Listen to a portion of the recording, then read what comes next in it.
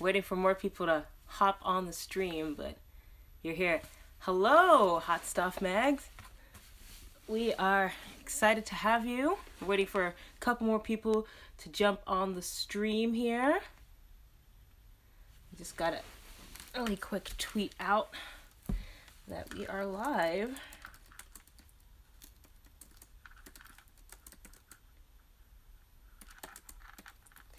And just make sure that people know. Hey! Hope you will enjoy the reading of the first chapter. We will be on in just a moment, as soon as a couple more people hop on here. I don't want to let anyone miss out.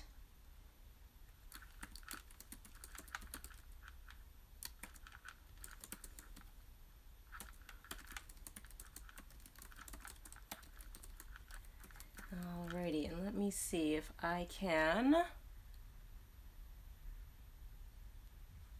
go to maybe get my Thorunn playlist to play here so we have a little fun background music while we're waiting. And I'll give it, let's say 3 to 5 minutes for other people to hop on. I don't know if you can hear that, but just some background music while we're waiting. When you try your best, but you don't succeed. Hello, Maria. We're waiting for a couple more people to jump on, but playing some music in the meantime. And making sure people on Twitter know. When you feel so tired that you can't sleep, stuck in river. And this is the music's from my Spotify playlist that I made for this novel here. That might be a little loud. There we go.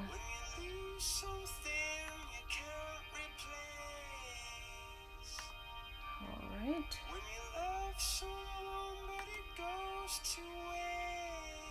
Okay. Yes, Fix You. It's a great song. I think for me, I really like it because it's sad, but it's also hopeful at the same time. So that's kind of the vibe of the book, really. So this is the song for the whole book. So,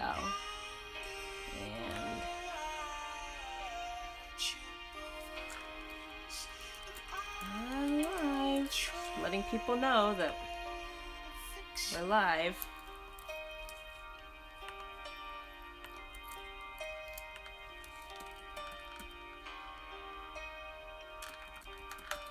Okay, see if we can get a couple more people jump on. Because I had some people tell me they were going to be here and I don't see them yet. So we'll give them, let's say 1 or 2 more minutes and then we'll get started. And Don Jones, yes, the song does fit so well. It's one of those songs that I've really enjoyed listening to over the years and it had to be on this playlist. So, alright, like I said, we'll give it 1 more minute here. And we can, like I said, enjoy listening to the music. Do y'all have any questions really quick while we're waiting for a couple more people? Hey, Eris! Alrighty. We're almost ready to get started here. Thanks for the hearts.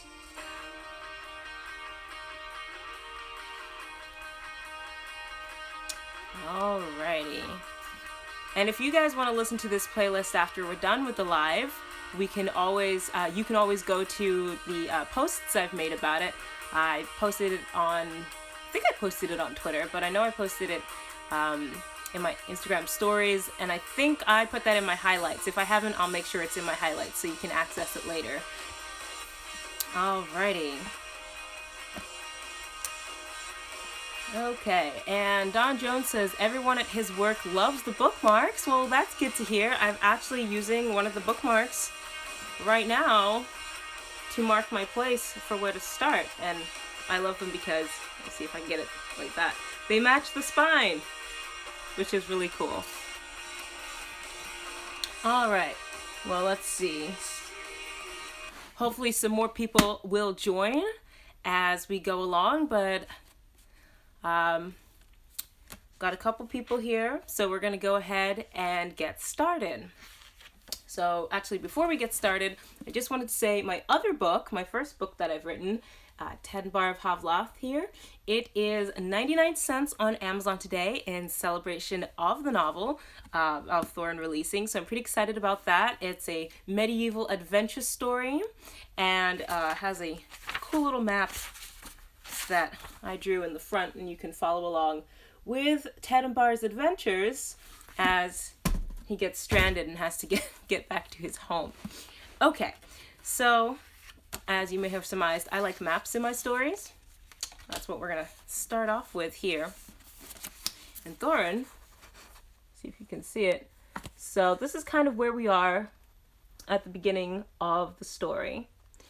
Every place is marked, and it's designed to look like a computer overlay because they have these devices called clips that I like to call Bluetooth on steroids, and they just attach right to your ear, and then it basically does everything that an iPhone can do. And I'm just gonna read the dedication here. To my brothers, from inspiration to support and everything in between, this book owes so much to you both. Okay. So, and hopefully I'll be able to save this live so people can see it for the next 24 hours. Oh, hi Sarah. So glad to see you. If you guys don't know, Sarah is one of the people that was really, really inspirational to me to actually put my stories down and start writing them properly, because before then they were all in my head. So Sarah was a pretty instrumental part of getting that to happen. All right. So here we go. You're just in time. I'm just about to start reading the first chapter. And I just want to let everybody know, if I read in my speaking voice that I'm speaking right now, my voice will get really tired. So I'm going to switch to a different accent for the reading, except when I'm doing some of the voices. So don't be too surprised by that. But here we go. Thorunn, Chapter 1. It began, as it always did, in the middle of the night. Kenton jerked awake at the screams that came from outside and shaded his eyes against the flashes of light filtering through the shuttered windows. Ken? A sleep-soft voice called. Are the bad men here again? Kenton nodded and slipped out of bed, glancing towards the bedroom his parents shared. A light was on, visible through the curtains hanging across the doorway. He didn't see shadows moving or hear their voices. Come, he whispered, taking his sister's hand. Let's get to the cellar. Annie padded quietly alongside her older brother to the kitchen, where the siblings opened the larder and lifted boxes to reveal a well-worn trapdoor. In you go. Kenton handed Annie a solar-powered emergency light once she reached the bottom of the ladder. He slipped in after her, using a rope attached under the boxes to pull them back over the trapdoor once it fell shut. Can I have the lamp? Annie passed it to Kenton's waiting hands. A click sounded, and light filled the tiny room. Kenton coughed. He hoped they wouldn't have to stay down here too long. He missed his bed and stuffed animals already. The cellar wasn't really more than a hole in the ground that fit 4 people and some boxes of food. The solar lamp provided some light, but there was little ventilation, and Kenton's parents had been adamant about the dangers of staying in the cramped space for too long without them. Tonight, only Kenton and Annie had squeezed themselves into the musty cellar. Umama and Pa hadn't come down yet, and Kenton wondered if they were trying to talk to the soldiers again, pleading with them to see reason. Speaking with them had worked so far, but Kenton didn't understand why the soldiers kept coming and hurting them, hurting the whole town of Athaba, when the only thing they'd done was befriend the forest people. But Pa had said that sometimes the only right way is the hard way, and the hard way doesn't pay much, and refused to speak more on the matter. Kenton shivered and hugged Annie closer. They dared not speak, lest their voices carry above. After the lamp started to dim, Kenton switched it off to save power, and they sat in the darkness, waiting for their parents to come and get them.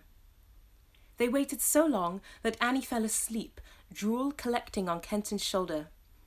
He drifted off as well, awakening later to find his arm trapped under Annie's.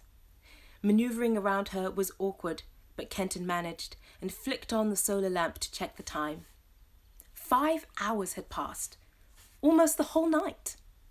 Umama and Pa had never taken so long to fetch them before. Kenton shook Annie awake. "It's daytime now. Keep hiding while I look for Umama and Pa, okay?" Annie nodded, words lost in a wide yawn. Kenton wrapped their blankets more snugly around her and tugged on the rope to move the boxes atop the trapdoor so he could scramble out. Upstairs was quiet. Too quiet. And a bad tingling began to churn in Kenton's tummy. Early morning sunlight filtered in from the still shuttered windows, and he frowned. Usually they'd been thrown open already. If only the clasps weren't so high, he could have unlatched them himself, but he had to let them be, moving on to the sitting room, which had his and Annie's beds tucked in the corner. Mr. Lion still sat on his pillow, and Kenton gave him a brief hug. Mr. Lion surely was scared after hearing the soul fire and yelling all night. Kenton clutched the worn softy to his chest and pushed aside the curtains leading to Umama and Pa's room. He called for them, jumping onto the bed when they didn't answer, but his now taller vantage point offered no further clues to their whereabouts. Kenton ran back to the kitchen and ducked into the short corridor leading to the front. He hadn't noticed before, intending on finding his parents, but the door was ajar, creaking as the breeze turned it this way and that. He crept to the opening and peered out. He couldn't really be seeing what he was seeing. Maybe he was still asleep with Annie down in the cellar, or else he'd accidentally started watching a grown-up movie on Pa's clip. But no dream could be so realistic. No film could truly capture the awful details of the bodies that lined the rubble-strewn streets, some still smoking where soul fire had sliced them through, all lying in puddles of blood and other things too foul for Kenton to put a proper name to. Like their own, some houses were untouched, but most had disappeared as if they'd never been, torched completely to the ground. Chickens and baby Anlo wandered the smoke-wreathed town, followed closely behind by scaly scavenger screets. Grown-ups and large Anlo lay in scattered pieces surrounded by hordes of buzzing flies. Kenton took one disbelieving step after another, hardly aware of his feet moving him forward with a leaden numbness, or of Mr. Lion slipping through his fingers. And before he quite knew it, he stood in the middle of the street, barely registering the stench that rose from the bloated carcasses. A flash of light caught his attention, and he gasped. Umama's necklace lay broken in the muck. She would be so upset to see the pearls Pa had saved for trodden so carelessly into the ground. Kenton dug around to gather up the pieces, but the string was broken, and they slipped between his little fingers over and over again. A few of the pearls made their way into his nightclothes pocket, but still more rolled away down the road, and he chased them without thought, stopping short when a shadow crossed his path. The morning sun shone bright in his eyes, and when his vision cleared, Kenton found himself staring at a regiment of well-equipped, grimacing soldiers. Their leader bent down, reaching with a blood-stained glove for the pearl in front of Kenton. "You can't have that," Kenton said. "That's Umama's." The man picked up the grimy sphere anyway and wiped off the filth onto Kenton's shirt. "A real genuine pearl, is that right? Where'd a poor farmer like your mother get something like that?" "Pa gave them to her." Kenton's voice shook, no matter how hard he tried not to cry. He fisted the others still in his pocket, and the soldier's expression turned greedy. "Actually, they belong to the Hexagon now." "No, these are Umama's. You can't have them." The soldier laughed, a nasty, frightening sound. Kenton backed away as the man leaned down again. I can, seeing as she doesn't want them anymore. Liar! These are her favourite. She never took them off, not ever. They looked so pretty with whatever dress she wore, and Pa always grinned his biggest when she touched a hand to them whenever she laughed. Traitors don't get to have favourites, especially not dead ones. Liar! Kenton repeated. They weren't traitors, they simply weren't. Yes, maybe some people in Athaba didn't like that Pa was friendly with the leopard-like forest people, but being friends with someone wasn't a crime.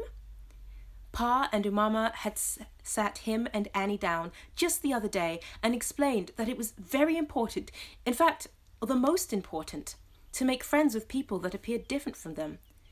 Kenton guessed the soldiers hadn't been taught that by their Umamas and Pas. In any event, he wouldn't let them have Umama's favourite jewellery.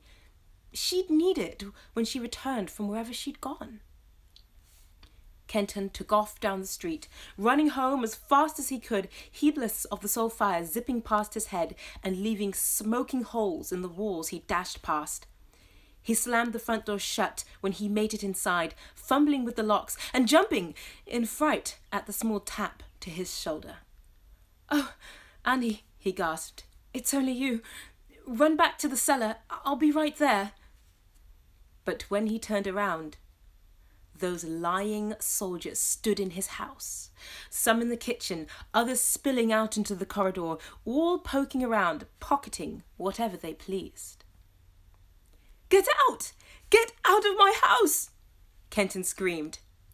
They ignored him, not concerned with two children barely knee-high.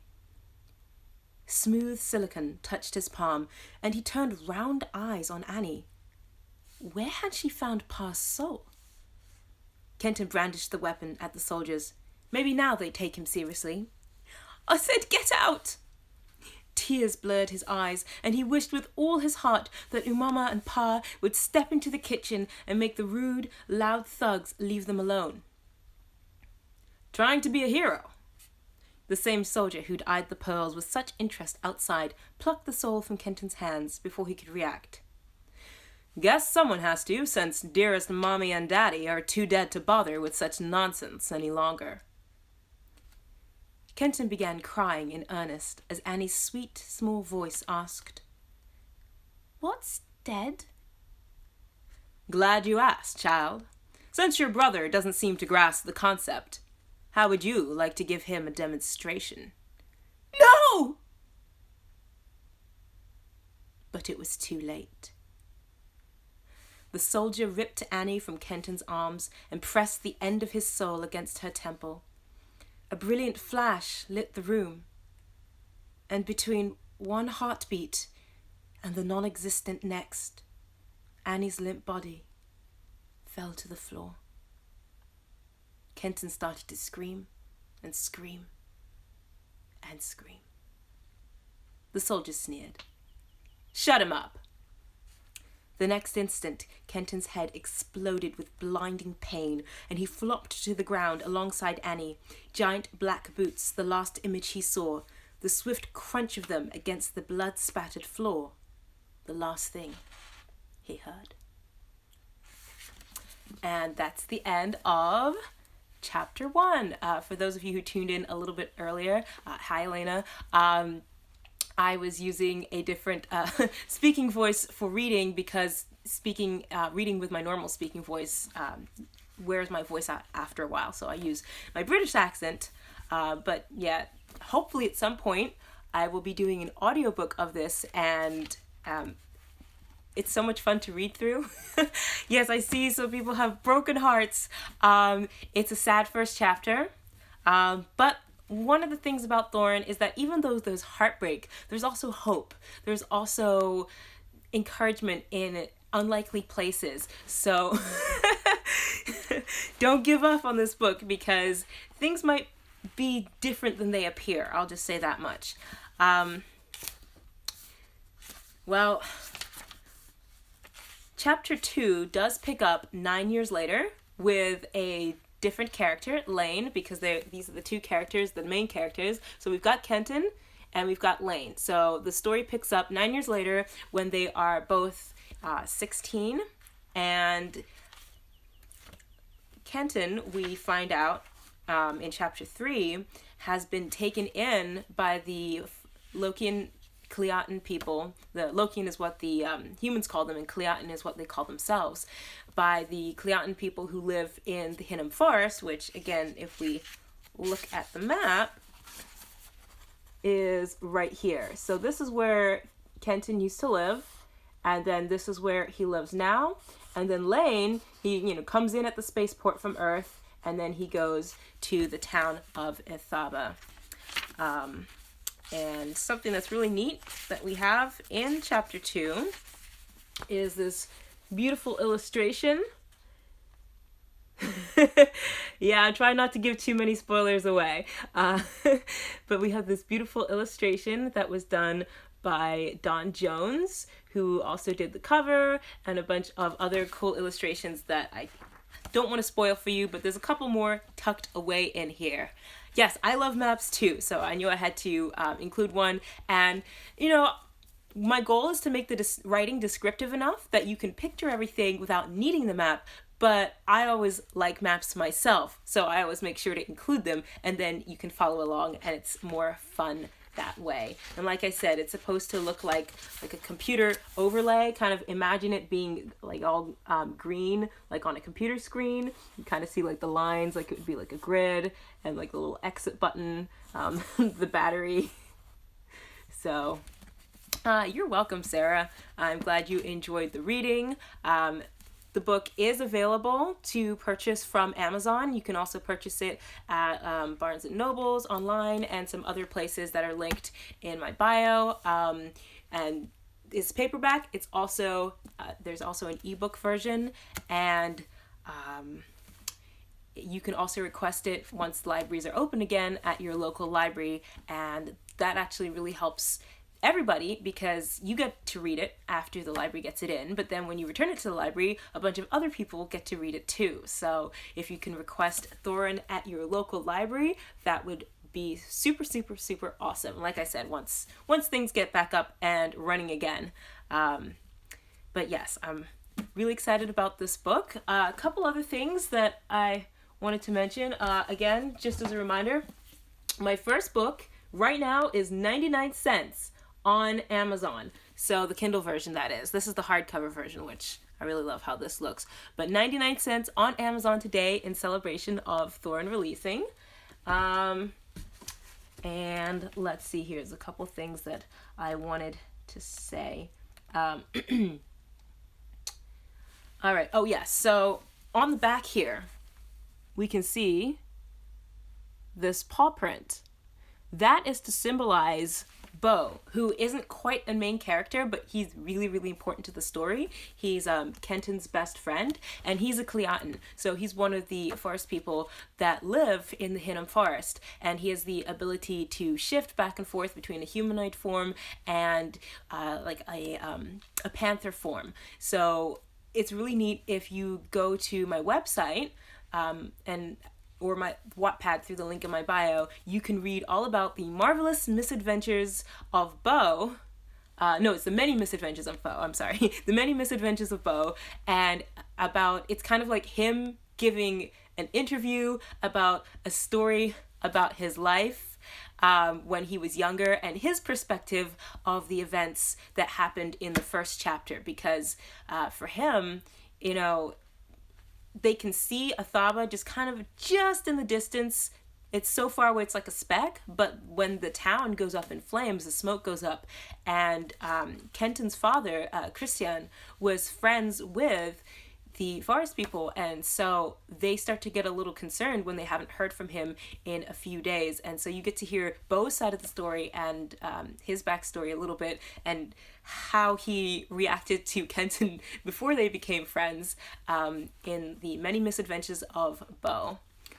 And thank you, Sarah. I'm glad that you're invested emotionally in this story. It was so much fun putting together. I took a little bit of inspiration for this from Edgar Rice Burroughs, he was a sci-fi author. He also wrote Tarzan, if you guys have heard of Tarzan.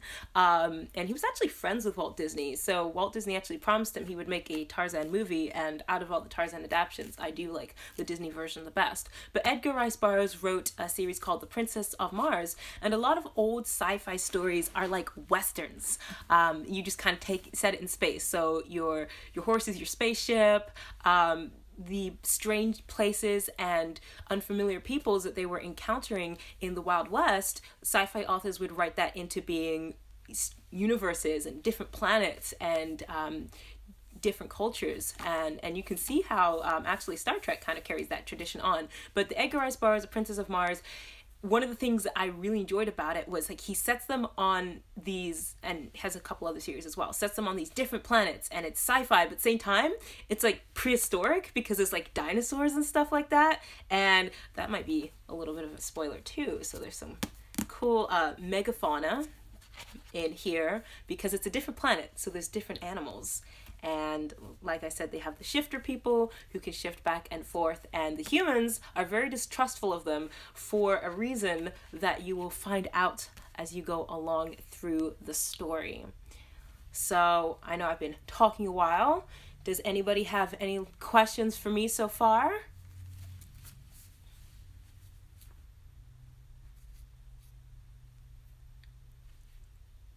And if you don't, that's okay. But I'll just give people a minute to ask a question if you have one.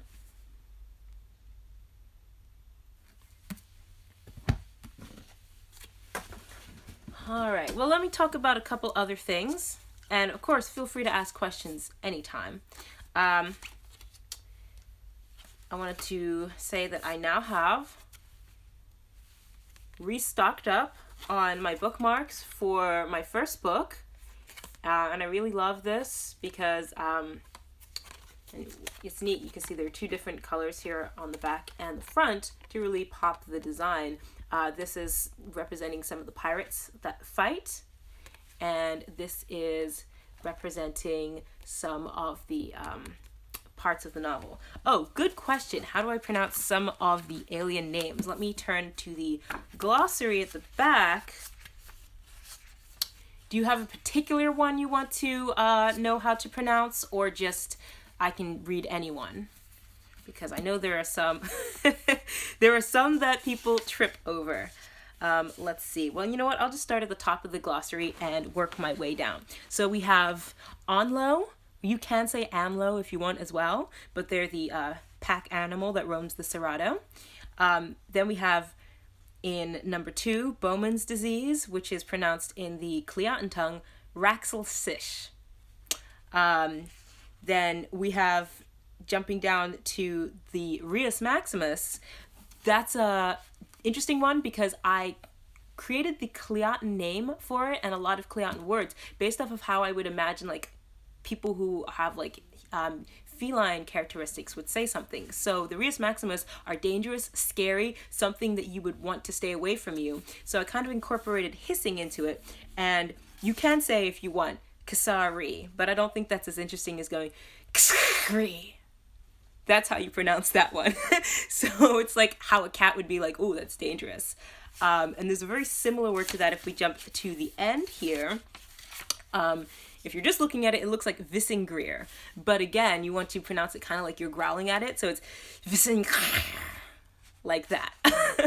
Again, like how would you, if you had cat-like characteristics, create your language? So I didn't go too crazy with creating lots of different words, but I did kind of think about how would you pronounce some of those words. Then we have the Vanat Bis, which comes from the word vanishing beast, kind of put that together there. And then let's see. Eris has a question. Where did I get the idea for the Hinnom trees? Well, another thing that inspired this book, when I was working on it, a good chunk of the time I was actually in college, and I took an environmental science class, and my big project that I did at the end of the class was on Brazil. And I remember growing up in the 90s how it was such a big deal that Brazil was losing a lot of its forest to deforestation, and a lot of the native people that live in Brazil were suffering because they were damming up the rivers and things like that. So I did a presentation on how things have changed since the 90s and the conservation efforts to now. And things had gotten a lot better, but they're still fighting. There's still, we saw last year, I think it was, the wildfires in Brazil that just puts, not wildfires, but the brush burning fires that put smoke into the sky. So it's kind of just taking inspiration from the Amazon rainforest and that idea of the conflict between people coming in, cutting down the trees, and taking what they think is rightfully theirs when they might be disrupting somebody's way of life. So that's kind of where the Hinnom trees comes from, that just the inspiration from the Amazon rainforest. So, all right, I'm glad that works for you, because yeah, some of the words have the interesting pronunciation. Like I have pra here at the end, the Klean word for father, and that's the idea of like cats purr when they're feeling happy and content and warm and loved. So it's like they would use like purring sounds for their mom and dad. And yeah, there's some other ones that, let's see. For the weapon that they use, you can say soul or you can say soul. It doesn't really matter how you pronounce it, but I have to think about how I want to do that when I'm doing the audiobook, so that it's a little clear that I'm not speaking about somebody's soul, but about their laser weapon, which I had a lot of fun putting this together. I went to a thrift store and I got a,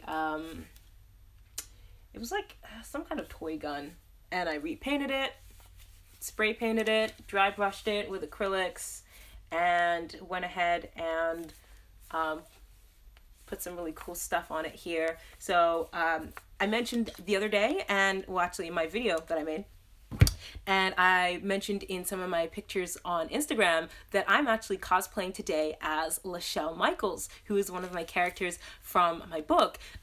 She actually has blue hair, and really short blue hair. I wasn't going to go ahead and cut my hair off and dye it blue, but I photoshopped some of the pictures so you can see what it would look like with blue hair. But one of the cool things, and I'll just turn around a bit here, and you can see I have my camo pants on. Hopefully, if I turn around like this, you can see the H on the back, and that stands for the hexagon, which you may have heard that word when I read the first chapter, the hexagon, because Lachelle Michaels is a soldier who works at the hexagon. She's a cadet.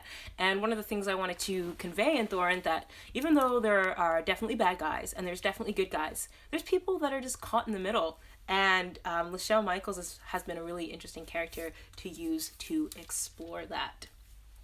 Okay, let's see. I also wanted to say, and I have used some of these already, but I have some really fun stickers here. So these are all available. There's like a ton of stuff available at the NEXT-GXN Redbubble store, and I am hoping to be able to give away a couple items from that store. I'm going to be picking which items they are, but after my book party chat on Twitter at 3:30, if you come back to my Instagram, I'm going to be picking someone who will come back and join the live stream if they don't have a copy of the book already, to give away a signed copy of the book too. And you know, if you didn't get to watch this live, if you're rewatching it, definitely come back and join us at 3:30 for your chance to win a signed copy of Thorunn.